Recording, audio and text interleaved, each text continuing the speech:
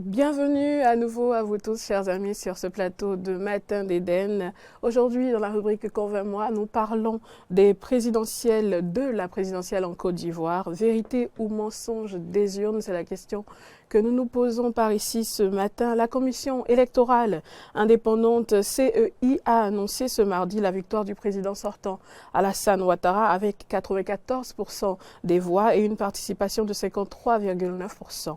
De cette élection, la participation était le seul véritable enjeu après la double défection des deux principaux opposants en lice, Pascal Affi-N'Guessan et Henri Konan Bédié. Ces derniers ont annoncé leur boycottage du vote et appelé leurs militants à empêcher son déroulement. À quelques heures des derniers résultats, la coalition de l'opposition représentée par les principaux candidats rejette la légalité de ce troisième mandat en prenant le soin d'annoncer la vacance du pouvoir et faire un appel à la désobéissance civile. Au lendemain des résultats proclamés par la CEI, deux Côte d'Ivoire se font désormais face au risque d'une nouvelle plongée dans l'abîme. De facto, une problématique se pose. Ces résultats sont-ils véritablement le fruit des urnes ou le produit d'une machination politique aux dépens d'une paix bancale en Côte d'Ivoire? Pour en débattre, nous recevons pour vous ce matin M. Morgan Despoints-Assoba, consultant en relations internationales. Bonjour à vous et bienvenue. Bonjour madame. C'est un plaisir de vous avoir sur ce plateau. Le plaisir est partagé. Alors Alassane Ouattara est littéralement plébiscité eu égard à l'annonce de la CEI. Quelle analyse faites-vous de ce résultat? Alors, c'est un résultat assez évident lorsqu'on voit le processus qui nous a menés à cette élection et lorsqu'on voit le fait que, comme challenger, il n'en a pas eu réellement, dans la mesure où vous avez eu des candidats, mais qui ont boycotté les élections et qui ont appelé leurs militants à la désobéissance. Ce qui fait que le résultat de voir un Alassane Dramane Ouattara élu, plébiscité carrément, n'est pas étonnant. Mais ce qui pose l'inquiétude lorsqu'on regarde ces résultats, c'est que parfois on a eu des informations qui montrent que le pourcentage obtenu va peut-être au-delà du pourcentage qui devait être maintenu. Dans ce sens où parfois, certains résultats qui restent à être vérifiés montrent qu'on a, lorsqu'on fait la somme de tous les pourcentages qui ont été obtenus, que ce soit par Alassane Dramane Ouattara et par ces challengers, supposés challengers, cela va au-delà des 100%. Et il y a cette question. Maintenant, ce qui va représenter le grand challenge pour Ouattara et qui est évident, c'est la légitimité de cette victoire. La légitimité de cette victoire est d'office contestée puisque vous avez vu l'opposition décider de former un conseil national de transition, même avant qu'on ne prononce les résultats et qu'on ne dise qu'Alassane Dramane Ouattara est vainqueur. Et ensuite, vous voyez Alassane Dramane Ouattara mettre en garde ces leaders de l'opposition et récemment vous entendez qu'il y a des forces de l'ordre qui sont en train de veiller au grain pour ce qui est des mouvements de ces personnes de l'opposition. Le pays se retrouve définitivement dans une situation très délicate qui pourrait, comme vous l'avez si bien dit, tourner au vinaigre à tout moment. Un taux de participation de près de 54% quand même à l'élection présidentielle, est-ce qu'on pouvait s'y attendre selon vous? Déjà, il faut dire que ce taux de participation est largement remis en cause. Largement remis en cause parce qu'on nous parle de pratiquement plus d'une vingtaine de postes de vote qui ont été bloqués, qui n'ont pas pu ouvrir, ce qui est pertinent lorsqu'on regarde un peu la situation de la Côte d'Ivoire. Et lorsque vous écoutez ou bien vous prêtez attention à l'appel de l'opposition, vous vous rendez compte que si effectivement cet appel est suivi dans les normes, ce serait impossible d'atteindre ce taux de participation qui est de 50%, sinon voire plus de 50%. Donc ce taux de participation est largement remis en cause, mais ce serait difficile aujourd'hui sans avoir mené une enquête minutieuse, sans avoir veillé au grain, avoir accès à l'information réelle, parce que ça c'est aussi une autre difficulté de la question. Sans sans avoir ces informations, on ne saurait tout de suite déjà valider ce taux de participation. Mais que ce taux de participation soit mis en avant ou pas, il y a problème. Il y a un problème sérieux qui n'est pas un problème forcément institutionnel. Parce que lorsque vous regardez sur le plan du droit, de la légalité, du processus qui a été suivi, on est tenté de dire qu'il n'y a aucun problème. Mais lorsque vous appréhendez la situation sur le plan social, sur le plan culturel, sur le plan de la paix qui semble être bancale, comme vous êtes en train de dire, il y a un sérieux problème. Il y a un sérieux problème parce que vous avez une partie non négligeable du peuple ivoirien qui n'est pas pour ce processus d'élection. Et de l'autre côté, vous avez une partie qui semble être hautement motivée, ce qui divise le peuple ivoirien et remet en cause cette paix qui est forcément nécessaire. Quel que soit le président qui est élu, tant qu'il n'y aura pas une paix évidente, le processus de développement sera forcément empêché. Parlons justement du peuple. Le résultat issu des urnes face à la réelle réaction des Ivoiriens n'est pas un paradoxe qui traduit qu'il y a un problème, justement? En effet, le résultat n'est pas un paradoxe. Vous allez certainement constater que les différents leaders, que ce soit ceux qui sont sur le territoire ou ceux qui sont à l'extérieur du territoire, parce que vous avez des leaders politiques ivoiriens qui sont à l'extérieur du territoire, qui, on pourrait dire même, ont une influence peut-être plus considérable que ceux qui sont sur le territoire. Et je veux parler de Guillaume Soro, qui est un artisan qu'on ne peut contester sur le plan, sur l'échiquier politique ivoirien. Je veux parler de Laurent Gbagbo, et qui, lorsque vous les écoutez, même avant cette élection, Laurent Gbagbo qui fait une prédiction du chaos, si d'aventure le dialogue n'était pas promu avant ce 31, Guillaume Soro qui insiste sur le fait qu'il n'y aura aucune élection et qu'aucun président ne sera reconnu à l'issue de cette élection. Et lorsque vous regardez tout cela, effectivement, vous vous retrouvez face à ce paradoxe que vous êtes en train de décrire.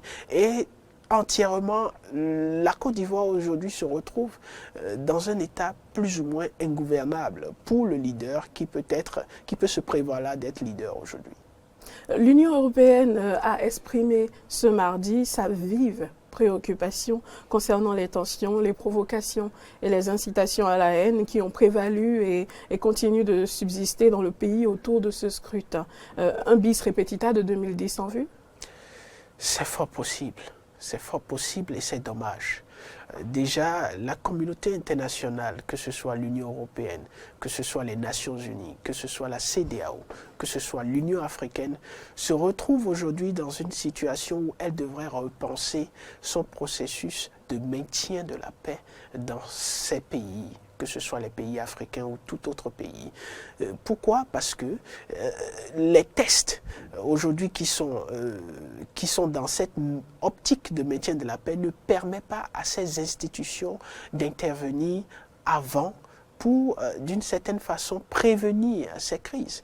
Parce que lorsque vous regardez les différentes interventions, que ce soit de la CEDEAO ou de l'Union africaine, ou même des Nations unies ou de l'Union européenne, c'est des interventions qui visent à, d'une certaine façon, laisser la place aux autorités en place via le principe de souveraineté qui ne permet pas à quelle que soit l'institution ou l'État de s'ingérer dans les affaires domestiques d'un autre État. Mais lorsque vous observez ce qui s'est passé ces dernières années, vous vous rendez compte que ce principe et cette façon de dire qu'on appelle les parties en conflit à s'asseoir autour de la table de négociation n'a pas toujours fonctionné, puisque vous avez les partis aujourd'hui en Côte d'Ivoire ne veulent pas s'écouter.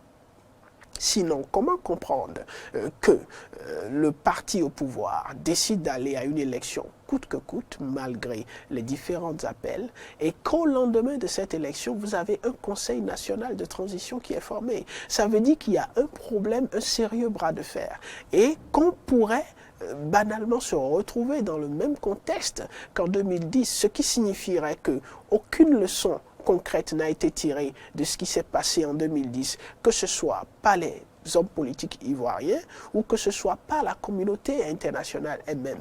Parce que vous voyez cette communauté même dire que le scrutin s'est déroulé sans incident majeur de nature à entamer la régularité et la légalité des résultats.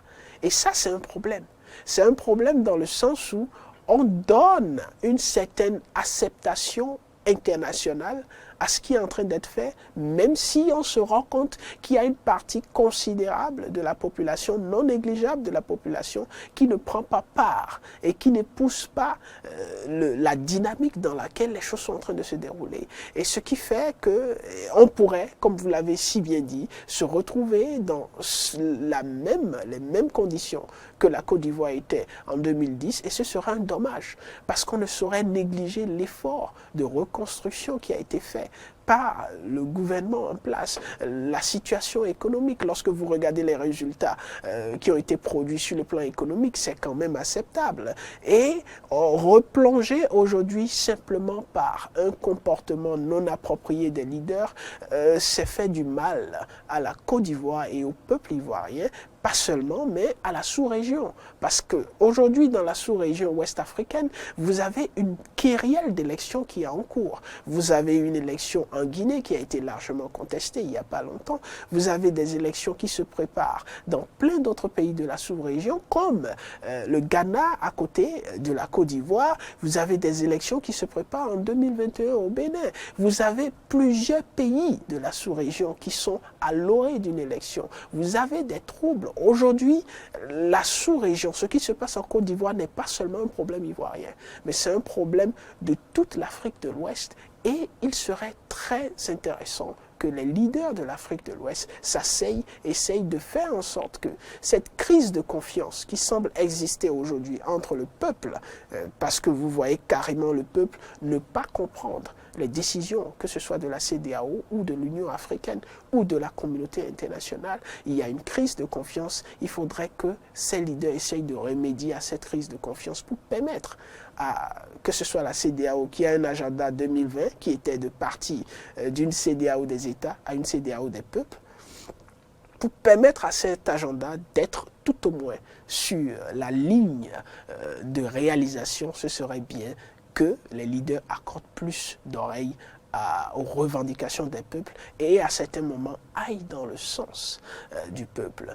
Le seul problème et ce qui pourrait empêcher ces leaders d'y arriver ou d'y aller, c'est simplement les tests. Les tests qui régissent les différents accords, que ce soit de la CEDEAO ou que ce soit de la communauté internationale, qui empêchent à certains moments ces États d'intervenir directement et de prendre position pour le peuple. Parlons justement du gouvernement de transition mis en place par l'opposition, sachant que depuis quelque temps, il y a quand même quelques échauffourées du côté de la Côte d'Ivoire. Et si on s'en tient aux informations médiatiques, il y aurait eu 9 morts. À quoi s'attendre véritablement ? Eh bien déjà, avant même qu'on arrive aux élections, il y a eu des morts en Côte d'Ivoire. Le nombre de morts a commencé à être suffisamment bien compté juste au lendemain où le président Ouattara a annoncé qu'il allait être candidat. Si les deux partis en Côte d'Ivoire restent et demeurent sur leur position, il faudrait qu'on s'attende à compter davantage de morts. Parce que les populations, une partie des populations vont continuer à manifester. Vous aurez les forces de l'ordre sur les instructions du gouvernement en place qui vont chercher à maintenir l'ordre et vous allez vous retrouver simplement dans une situation, comme l'a décrit l'ancien président Gbagbo, chaotique pour la Côte d'Ivoire. Pour revenir au principe de la démocratie, quelles sont les limites des voix des urnes? En d'autres termes, quelles sont les procédures qui pourraient permettre légalement de contester des résultats issus des urnes avec un taux aussi élevé? Alors, techniquement, une fois que c'est voté et que c'est admis et que c'est légalisé, c'est voté. Les tests le disent et donc c'est fait.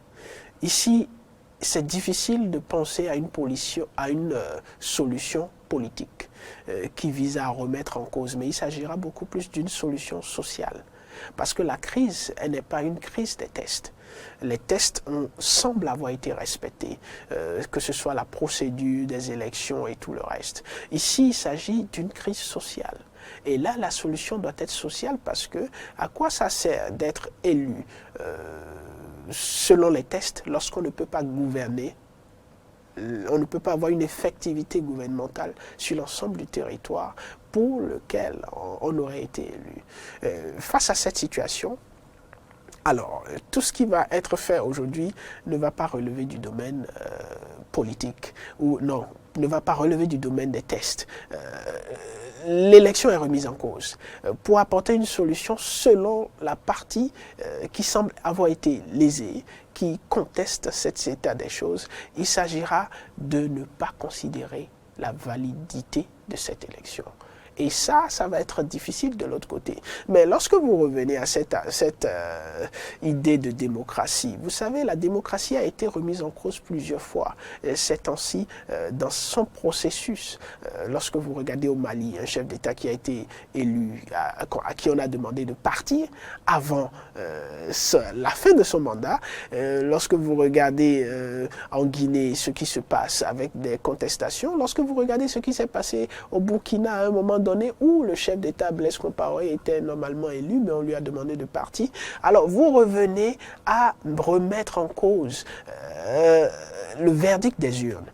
Parfois, on remet en cause cela parce qu'on se demande pourquoi est-ce que le peuple qui aurait voté pour un président, à un moment donné, demande à ce président de partir et utilise un moyen qui est nullement validé par le processus ou le principe de démocratie. Qu'est-ce qui expliquerait cela? Alors, il y a plusieurs aspects, des hypothèses d'explication qu'on pourrait avoir.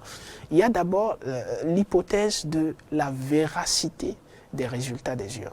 Est-ce que les résultats des urnes traduisent effectivement l'expression du peuple? Et cela, il y a plusieurs arguments qui montrent et qui laisseraient penser que, en général, les résultats des urnes ne traduisent pas forcément la volonté du peuple. De l'autre côté, il y a le principe même qui est l'essence de la démocratie, qui veut qu'on soit dans un système de gouvernement du peuple, par le peuple et pour le peuple. Le peuple qui vote pour un leader et qui se rend compte même bien avant la fin de son mandat qu'il ne répond plus à ses aspirations. Et vous avez ce peuple qui décide de le faire partir. Cela pourrait être une explication qui ne remet pas en cause le fait que le peuple ait réellement voté pour ce leader, mais qui nous montre qu'à un moment donné, on ne peut plus attendre que le mandat aille au bout de son terme. Alors, le principe de la démocratie qui veut aussi que le peuple délègue son pouvoir à des élus, parfois qui se retrouvent à l'Assemblée nationale. Vous avez parfois des tests ou des tests de loi qui sont adoptés par l'Assemblée nationale, mais qui ont un très mauvais écho au sein de la population. Pourquoi? Parce qu'il y a il y a une difficulté de crédibilité entre l'expression des élus une fois qu'ils sont élus et le maintien de l'idéologie ou de l'avis du peuple. Pourquoi? Parce que très rarement, vous avez nos élus qui restent en contact avec les peuples et continuent de faire ce pourquoi les peuples les ont demandé de les représenter. Donc cette fracture qui éloigne le peuple de la gestion de la chose publique peut expliquer le fait qu'à un moment donné, les populations sont carrément contre la façon de gérer et la méthodologie adoptée par le leader.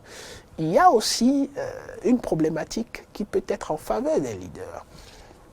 Vous savez, parfois, les leaders ont une masse d'informations qui échappe au peuple et sont capables d'appréhender des situations que les peuples n'ont pas la possibilité d'appréhender et peuvent à certains moments prendre des décisions qui ne vont pas forcément dans le sens auquel s'attend le peuple, mais qui à long terme satisferont forcément le peuple. Et vous avez des leaders comme J.J.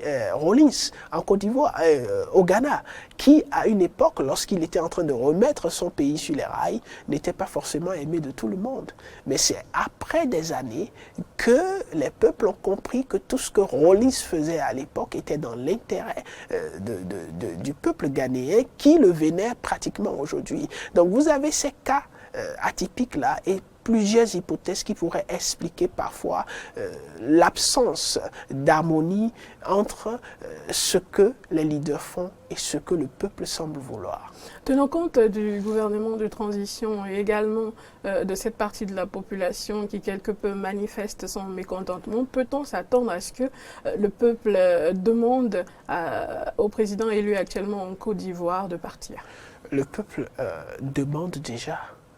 Le peuple a commencé à demander même avant que l'élection n'ait lieu. Et quand je dis le peuple, je ne parle pas de le peuple, je ne parle pas du peuple dans son pourcentage total, parce que vous avez des partisans du président Alassane Dramane Ouattara. Le peuple semble être divisé. Et cette partie du peuple qui n'est pas dans la même ligne droite que le président Alassane Dramane Ouattara a commencé déjà à lui demander de ne même pas être candidat bien avant les élections. Donc c'est une évidence que son élection sera contestée par cette partie du peuple. Et la chose la plus délicate et qui pourrait replonger le pays dans une situation compliquée est le fait que cette partie du peuple qui est en train de contester puisse être armée. Parce que si jamais vous avez une introduction des armes et que ces gens sont armés, on va assister à pire que ce qu'on a eu en 2010 en Côte d'Ivoire. Mais s'ils ne sont pas armés, on peut espérer qu'il y ait un processus parce que le rapport de force en ce moment ne sera pas équilibré. Donc aujourd'hui, nous avons une crainte majeure qui pourrait replonger la Côte d'Ivoire dans une situation vraiment compliquée, c'est le fait qu'on se retrouve à avoir le pays divisé en deux et que chaque parti soit armé. Et là, on va se retrouver vraiment dans une situation pire qu'en 2010. Selon la CEI, des militants de l'opposition, laquelle avait appelé à la désobéissance civile, auraient saccagé ou bloqué près de 5000 bureaux de vote. 17 601 bureaux des 22 381 bureaux ont pu ouvrir. N'est-ce pas une raison suffisante pour annuler une élection? Annuler, c'est difficile à dire, mais des raisons qui entachent la crédibilité de l'élection, c'est évident. C'est largement évident que ces éléments entachent d'une certaine façon la crédibilité des résultats de ces élections. Mais est-ce que c'est suffisant pour annuler cette élection? Là, il faudra demander aux experts de la chose parce qu'ils ont établi forcément des critères.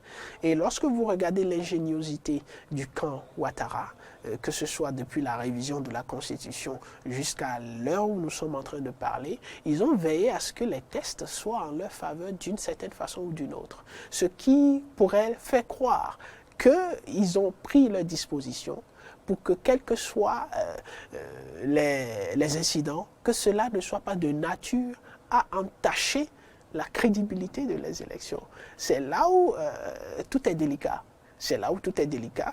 Sinon, les faits que vous venez d'évoquer sont naturellement, a priori, si on mesure l'impact par rapport à tout ce qui doit être fait, sont a priori en mesure d'entacher la crédibilité des résultats de ces élections. Peut-on alors juger de facto recevables les résultats issus des urnes? De facto, non, mais de jure, si. De facto, pourquoi? Parce que lorsque vous regardez les manifestations, lorsque vous regardez les déclarations de l'opposition, vous comprenez que de facto, ce n'est pas accepté. Mais de jure, ce serait accepté, ce qui justifie le fait que la communauté internationale qui a envoyé des observateurs disent que les élections se sont passées quand même de façon assez acceptable. De jure, on peut dire que ces résultats peuvent être acceptés et qu'effectivement, il y a eu élection et que quelqu'un a été élu.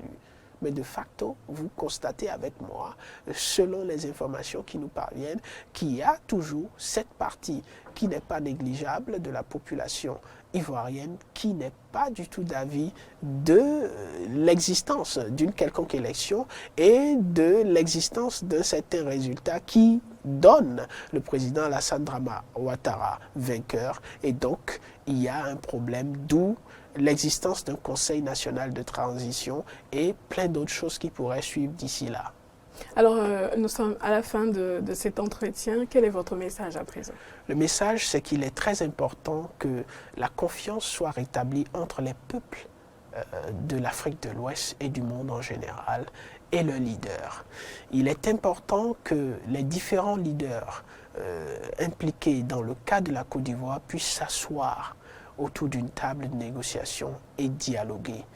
Parce qu'à la fin, ils reviendront au dialogue, qu'ils le veuillent ou non. Mais à quoi cela servirait d'avoir plusieurs morts avant de s'asseoir à la table de négociation? Parce qu'une fois que des vies humaines sont perdues, on ne peut plus les retrouver. Et le peuple ivoirien a déjà été largement endeuillé il y a 10 ans, avec plus de 3000 morts, ce qui fait forcément des milliers de familles.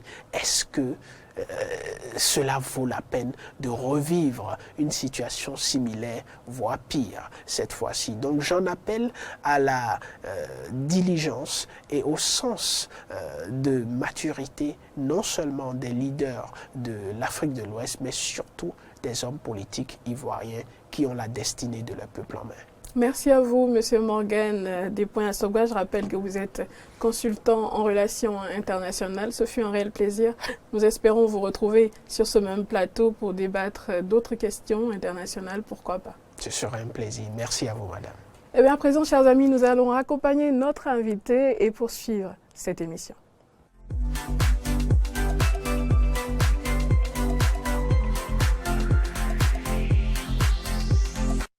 ESM Bénin, École supérieure de management accréditée par l'État béninois, offre des cours en licence et master dans les filières suivantes: banque et finance et assurance, finance, comptabilité et audit, marketing, communication et commerce, management des ressources humaines, système informatique et logiciel, hôtellerie et tourisme, transport et logistique, entrepreneuriat et gestion de projets, etc. Les diplômes ESM Bénin sont homologués par l'État béninois et reconnus sur le plan international. Des formations à la carte avec introduction de l'anglais, parlé et écrit, l'apprentissage du chinois et l'accompagnement psychologique des étudiants. À ESM Bénin, nous organisons des séminaires de partage d'expériences avec des experts et hommes d'affaires. Pour un avenir assuré et des emplois garantis, choisissez l'École supérieure de management ESM Bénin. Rejoignez ESM Bénin sur le site de Kourounou, face au stade de l'Amitié, et à Calavi, Carrefour Zopa. Pour plus d'informations, contactez +229 21 38 26 43 ou le 97 30 84 84 ou le 96 35 75 75. ESM Bénin, le chemin vers l'emploi.